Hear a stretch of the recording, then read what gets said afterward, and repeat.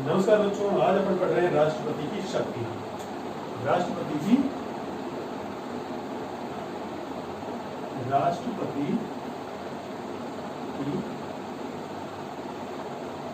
शक्ति।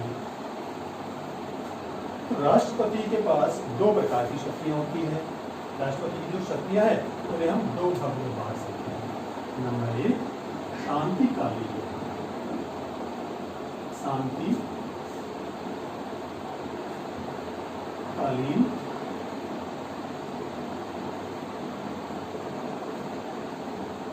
शक्तियां, और नंबर दो होती है आपातकालीन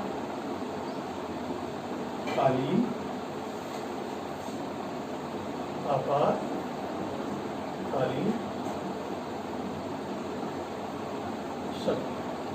तो इस प्रकार से राष्ट्रपति की जो शक्तियां होती है उन्हें हम दो भागों में बांट सकते हैं। नंबर एक, शांतिकालीन शक्तियां, और दूसरी होती है आपातकालीन। यानी जब देश में शांति व्यवस्था बनी रहती है उस समय राष्ट्रपति के पास कौन सी शक्तियां होती है, और जब कोई संकट राष्ट्र पर आता है उस समय किस प्रकार की शक्ति का इस्तेमाल राष्ट्रपति करता है। तो इस प्रकार से राष्ट्रपति के पास दो प्रकार की शक्ति होती है। शांतिकालीन जो शक्ति होती है वो भी दो भागों में विभाजित कर सकते हैं अपन। नंबर एक,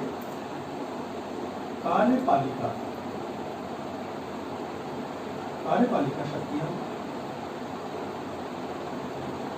और नंबर दो होती है विधायी शक्ति। नंबर दो होती है। तो इस प्रकार से राष्ट्रपति की जो शांतिकालीन शक्तियां हैं उनको भी हम दो भागों में विभाजित कर सकते हैं, कार्यपालिका शक्तियां और विधायी शक्तियां। तो आज हम सबसे पहले कार्यपालिका शक्तियों के बारे में पढ़ते हैं कि राष्ट्रपति के पास जो कार्यपालिका शक्तियां होती है वो किस प्रकार से राष्ट्रपति उनका उपयोग करता है। तो कार्यपालिका शक्ति,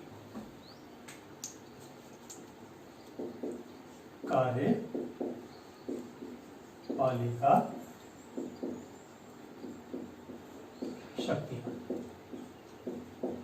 इसके अनुसार कार्यपालिका की जब अपन बात करते हैं तो आता है अनुच्छेद 53, और अनुच्छेद 53 के अंदर स्पष्ट लिखा गया है कि देश की कार्यपालिका शक्तियां जो है वो राष्ट्रपति में निहित होगी और सारे कार्य जो है वो राष्ट्रपति खुद करवाएगा। अब इन कार्यों को करने के लिए राष्ट्रपति कुछ नियुक्तियां करता है। क्या करता है? नियुक्तियां करता है ताकि वो अपना काम खुद कर सके और इनसे करवा सके। इसके अंतर्गत सबसे पहले वो करता है प्रधानमंत्री की नियुक्ति। सबसे पहले किसकी नियुक्ति करता है? प्रधानमंत्री की नियुक्ति करता है। इस प्रकार के सवाल आते हैं कि भारत का प्रधानमंत्री होता है तो भारत का प्रधानमंत्री क्या होता है? नियुक्त होता है। ये बात ध्यान रखनी है। इसके बाद में राष्ट्रपति प्रधानमंत्री की सलाह से अनुच्छेद 74 के अनुसार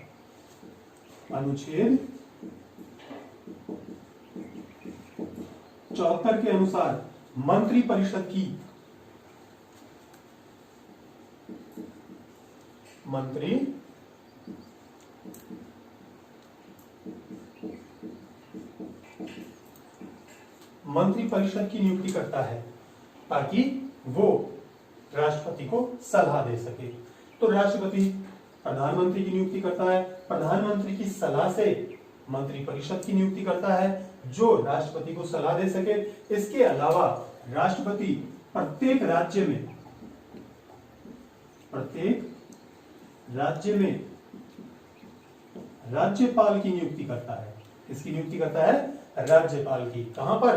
प्रत्येक राज्य में राज्यपाल की नियुक्ति करता है। और केंद्र शासित प्रदेश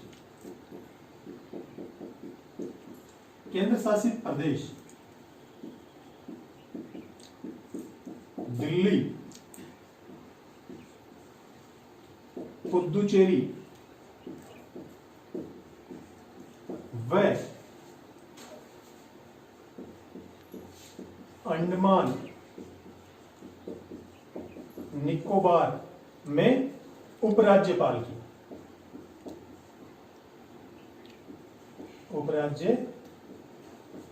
नियुक्ति करता है। कहां पर? केंद्र शासित प्रदेश दिल्ली, पुदुचेरी, अंडमान निकोबार में उपराज्यपाल की। अब जम्मू कश्मीर और लद्दाख में भी उपराज्यपाल की नियुक्ति की जाती है। इसके बाद केंद्र शासित प्रदेश और बच जाते हैं अभी, जैसे दमन दीव, दादर नगर हवेली व लक्षद्वीप में प्रशासक, लक्षद्वीप में प्रशासक की नियुक्ति करता है। तो चंडीगढ़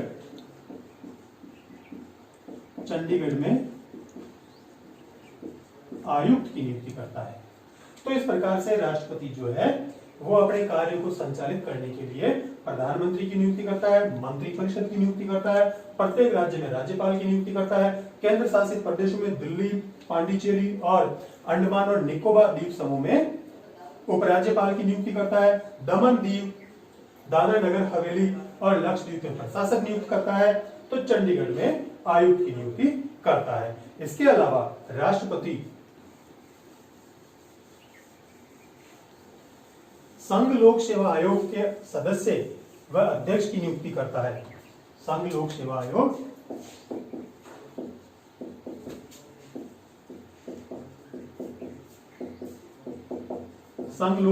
के आयोग व अध्यक्ष की नियुक्ति करता है। सर्वोच्च न्यायालय के न्यायाधीशों व मुख्य न्यायाधीश की नियुक्ति करता है।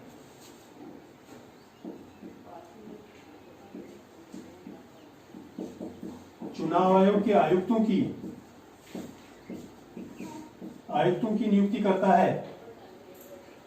वित्त आयोग की नियुक्ति करता है। वित्त आयोग की नियुक्ति करता है। अनुसूचित जाति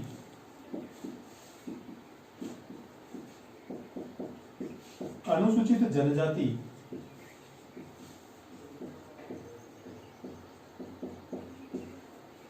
अन्य पिछड़ा आयोग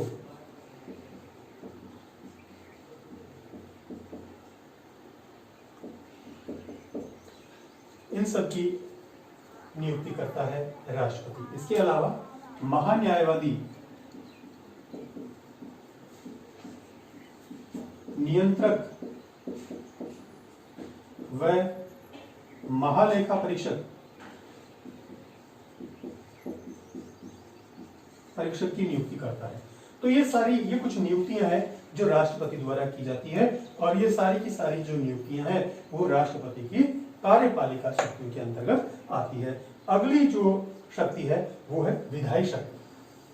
अगली जो शक्ति है वो है विधायी शक्ति। तो विधायी शक्ति के अंतर्गत राष्ट्रपति क्या क्या कार्य करता है?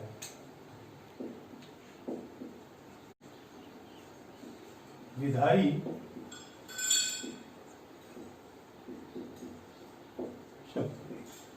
शक्ति के अंतर्गत आता है अधिवेशन बुलाने की शक्ति। और अधिवेशन बुलाने की जो शक्ति है वो अनुच्छेद 85 के अंतर्गत राष्ट्रपति जो है वो संसद का है और उसे समाप्त कर सकता है, यानी सत्र अवसान कर सकता है, सत्र आहूत करता है और सत्र अवसान करने की शक्ति राष्ट्रपति में होती है अनुच्छेद 85 के अंतर्गत। इसके अलावा राष्ट्रपति जो है वो प्रधानमंत्री की सलाह से लोकसभा को समय से पहले भंग कर सकता है और अगली लोकसभा की अधिसूचना जारी करता है। ये सारी की सारी शक्तियां राष्ट्रपति की विधायी शक्ति के अंतर्गत आती है। नंबर 2 है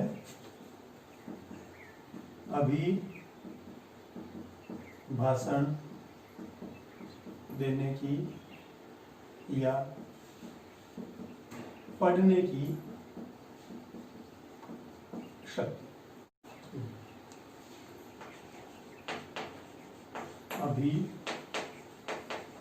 भाषण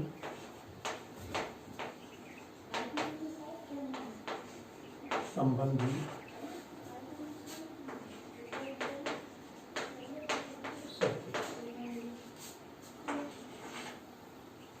अनुच्छेद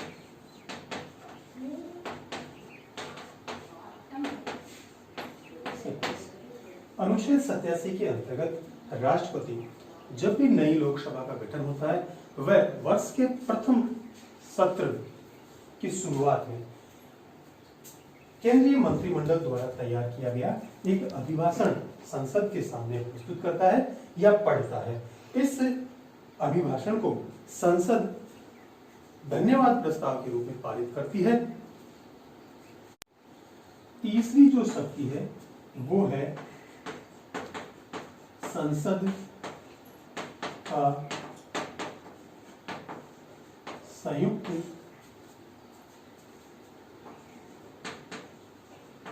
अधिवेशन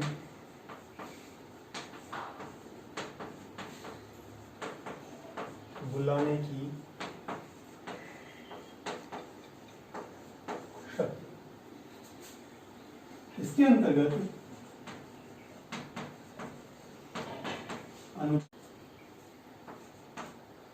अनुच्छेद 108 के अंतर्गत जब संसद का कोई एक सदन, चाहे लोकसभा हो या राज्यसभा हो, इनमें से कोई एक सदन किसी विधेयक को पास कर देती है और उसके बाद दूसरा सदन उसे 6 महीने तक पास नहीं करता है, तब राष्ट्रपति के पास ये शक्ति है कि वो दोनों सदनों राज्यसभा व लोकसभा का संयुक्त अधिवेशन बुला सकता है और इस के अंतर्गत वो इस विधेयक को पारित करवा सकता है। इस प्रकार की जो व्यवस्था है, संयुक्त अधिवेशन बुलाने की जो व्यवस्था है, वो आज तक भारत के संविधान में 3 बार हो चुकी है। 3 बार हुई और इन 3 बार में जो विधेयक संयुक्त अधिवेशन की जो व्यवस्था है वो भारत के संविधान में अब तक 3 बार हुई है। सबसे पहली बार जवाहरलाल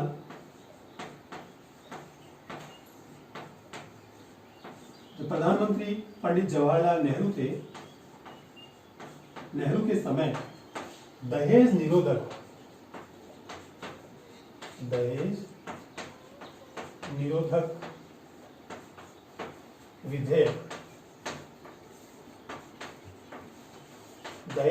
विधेयक के अंतर्गत संयुक्त अधिवेशन बुलाया गया और यह समय था 6 मई। ये समय था 6 मई 1961, यानी 1961 में पहली बार राष्ट्रपति द्वारा संयुक्त अधिवेशन बुलाया गया और उस समय प्रधानमंत्री थे जवाहरलाल नेहरू और ये विधेयक था दहेज निरोधक विधेयक। तो इस प्रकार से पहला जो संयुक्त अधिवेशन हुआ वो दहेज निरोधक विधेयक जो है उसके ऊपर बुलाया गया। दूसरा जो संयुक्त अधिवेशन बुलाया गया उस समय भारत के प्रधानमंत्री थे मोरारजी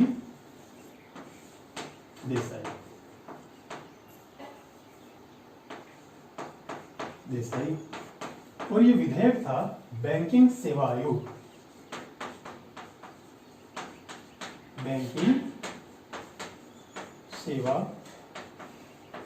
आयोग और समय था 16 मई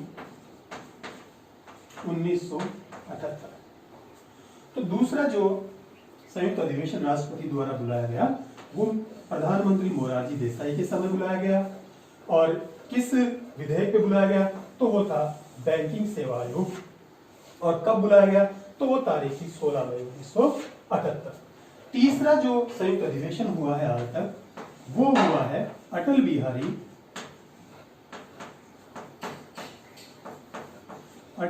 वाजपेयी के समय। तो तीसरे संयुक्त अधिवेशन के समय हमारे प्रधानमंत्री थे अटल बिहारी वाजपेयी और ये जो विधेयक था वो था POTA, कोटा, आतंकवाद निरोधक विधेयक था ये और ये हमारे यहाँ पर आया 26 मार्च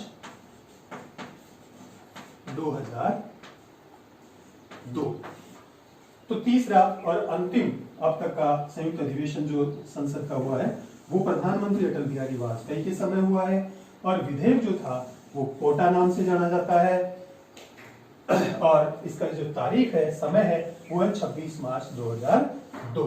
तो इस प्रकार से अब तक संसद के 3 संयुक्त अधिवेशन हुए हैं, जिनमें प्रधानमंत्री जवाहरलाल नेहरू के समय, मोरारजी देसाई के समय और अटल बिहारी वाजपेयी के समय। इनमें से अटल बिहारी वाजपेयी एक ऐसे सदस्य हैं जो इन तीनों अधिवेशनों में शामिल थे। संसद में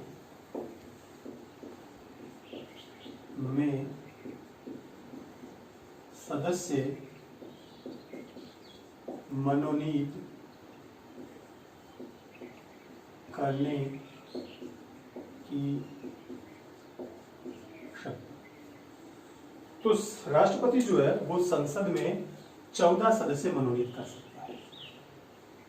अगर सवाल आता है कि संसद में राष्ट्रपति कितने सदस्य मनोनीत कर सकता है, तो वो है 14। अब ये 14 सदस्य किस प्रकार से मनोनीत किए जाते हैं? तो सबसे पहले अनुच्छेद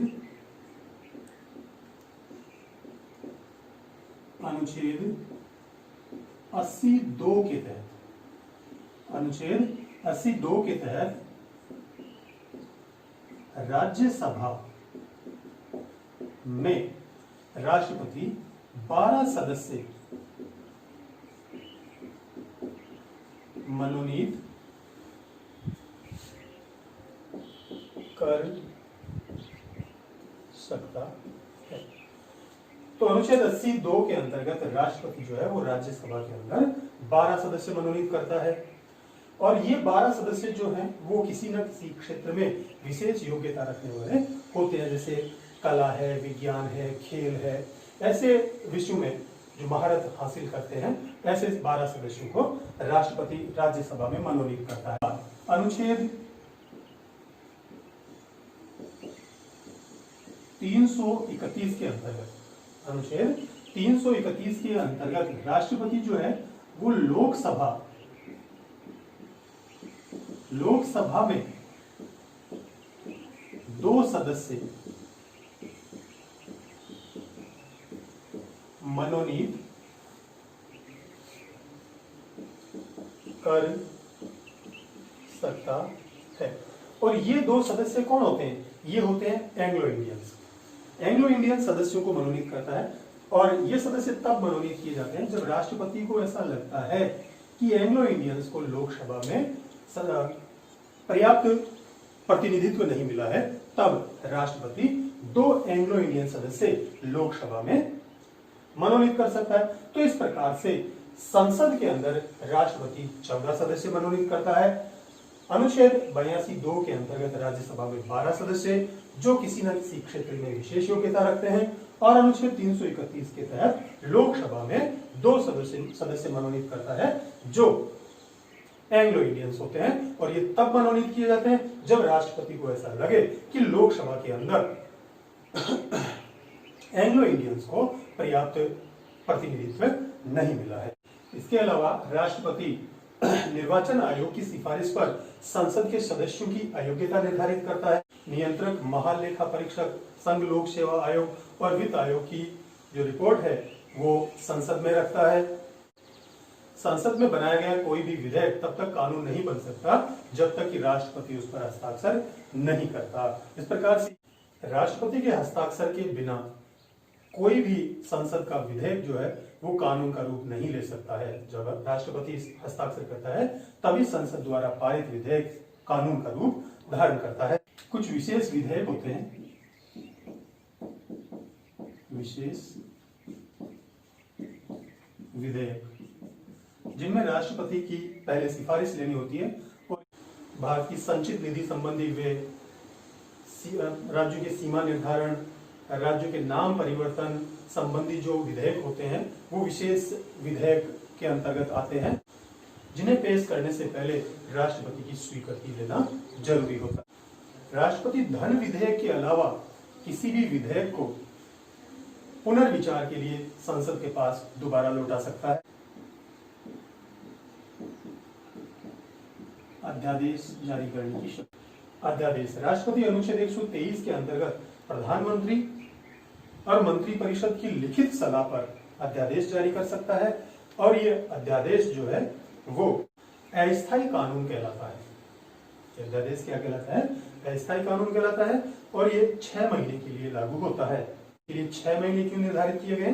क्योंकि संसद के जो अधिवेशन होते हैं उन अधिवेशनों के बीच की जो दूरी है, समय जो है वो 6 महीने का होता है। इसलिए ये राष्ट्रपति द्वारा जारी किया गया अध्यादेश भी 6 महीने तक ही रहता है। फिर संसद का अधिवेशन शुरू होने के 6 सप्ताह बाद यानी 42 दिन बाद संसद द्वारा इस विधेयक को पारित करना जरूरी होता है, अन्यथा ये अपने आप ही समाप्त हो जाए। राष्ट्रपति की वीटो शक्ति।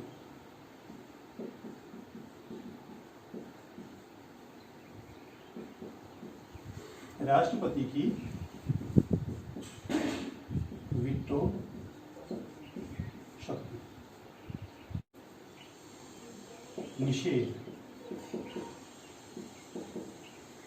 राष्ट्रपति के पास 3 प्रकार की वीटो शक्ति होती है।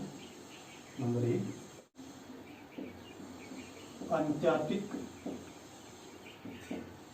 वीटो। नंबर 2 निलंबनकारी वीटो। और नंबर 3 जेबी वीटो या पॉकेट वीटो। तो इस प्रकार से राष्ट्रपति के पास 3 प्रकार के वीटो पावर होते हैं। वीटो का मतलब होता है निषेध यानी रोकने का, वो होता है अत्यंतिक वीटो, निलंबनकारी वीटो और जेबी वीटो या पॉकेट वीटो। किस प्रकार से होता है? यदि कोई गैर सरकारी सदस्य राष्ट्रपति के सामने विधेयक लाता है तो इस प्रकार के विधेयक को पारित करने के लिए राष्ट्रपति बाध्य नहीं होता है। ये होता है अत्यंतिक वीटो। दूसरा जो वीटो है वो है निलंबनकारी वीटो। इसके अंतर्गत अनुच्छेद 76 के अंतर्गत लिखा हुआ है कि राष्ट्रपति किसी भी प्रकार का जो विधेयक आता है मंत्रिमंडल द्वारा जिसे पारित किया जाता है उसे मानने के लिए वो बाध्य है, लेकिन एक बार इसे वो पुनर्विचार के लिए वापस भेज सकता है, संसद के पास वापस भेज सकता है। इस प्रकार का जो वीटो होता है वो होता है निलंबनकारी वीटो। और तीसरा है जेबी वीटो या पॉकेट वीटो। इसके अंदर क्या होता है, जब कोई विधेयक राष्ट्रपति के पास आता है और राष्ट्रपति इस विधेयक को पारित करने के लिए खुश नहीं होता है तो इस प्रकार के वीटो को वो अपनी जेब में रख सकता है। इसीलिए इसको क्या कहा जाता है, पॉकेट वीटो कहा जाता है। और इस वीटो में अपनी जेब में रख लेता है और ना तो उसको पारित करता है और ना ही उसको मना करता है। तो इस प्रकार का जो वीटो पावर है वो राष्ट्रपति के पास होता है। और ये तीसरे प्रकार का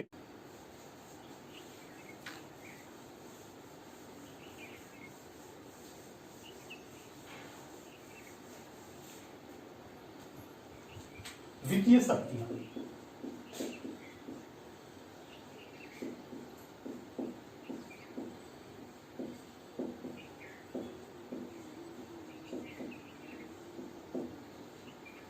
वित्तीय शक्तियां अनुच्छेद 280 के अंतर्गत राष्ट्रपति वित्त आयोग का गठन करता है। इसके बाद आती है न्यायिक शक्तियां।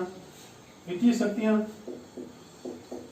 वित्त आयोग का गठन करता है। अनुच्छेद 280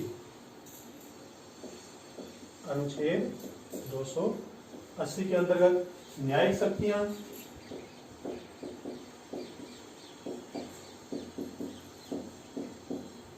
न्यायिक शक्तियों के अंतर्गत अनुच्छेद 124 व अनुच्छेद 124 के अंतर्गत सर्वोच्च न्यायालय के न्यायाधीशों की नियुक्ति करता है। वह अनुच्छेद 217 न्यायिक शक्तियों में अनुच्छेद 124 के अंतर्गत जो सर्वोच्च न्यायालय के मुख्य न्यायाधीश व न्यायाधीशों की नियुक्ति करता है तो अनुच्छेद 217 के अंतर्गत वह उच्च न्यायालय के न्यायाधीशों की नियुक्ति करता है। 124 में सर्वोच्च न्यायालय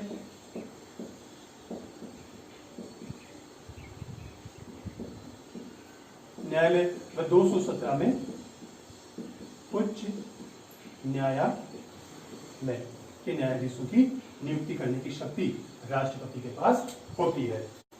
इसके अलावा अनुच्छेद 143 के तहत सार्वजनिक मामलों पर राष्ट्रपति सर्वोच्च न्यायालय के न्यायाधीश से परामर्श ले सकता है। इस परामर्श को वो माने या नहीं माने ये राष्ट्रपति पर निर्भर है और सर्वोच्च न्यायालय का न्यायाधीश भी ये परामर्श दे या नहीं दे ये उस पर निर्भर। अनुच्छेद 143 सर्वोच्च न्यायालय से सलाह। अनुच्छेद 72 के अंतर्गत राष्ट्रपति किसी भी सजा प्राप्त व्यक्ति की सजा कम कर सकता है, बदल सकता है या पूरी तरह से माफ कर सकता है। सजा माफ करने का अधिकार,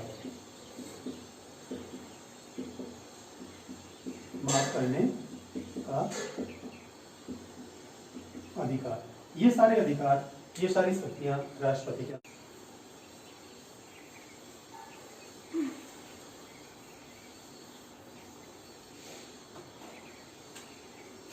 इसके बाद आती है कूटनीतिक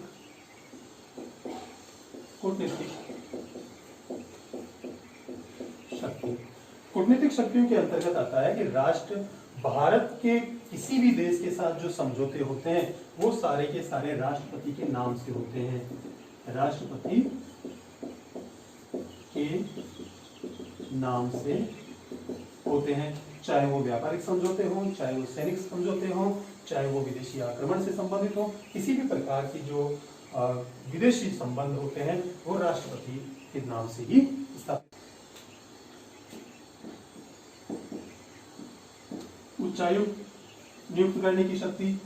उच्चायुक्त राष्ट्रमंडल के सदस्य जो राष्ट्र हैं, अब राष्ट्रमंडल के जो सदस्य वो कौन से हैं? जिन देशों पर इंग्लैंड का अधिकार था उन सभी देशों ने स्वतंत्र होने के बाद में एक संगठन बनाया, उस संगठन को कहा जाता है राष्ट्रमंडल। और राष्ट्रमंडल के जो सदस्य हैं वहां पर जो राजदूत नियुक्त किए जाते हैं उन राजदूतों को उच्चायुक्त कहा जाता है। और ये उच्चायुक्त नियुक्त करने की जो शक्ति है वो भी राष्ट्रपति के पास ही होती है।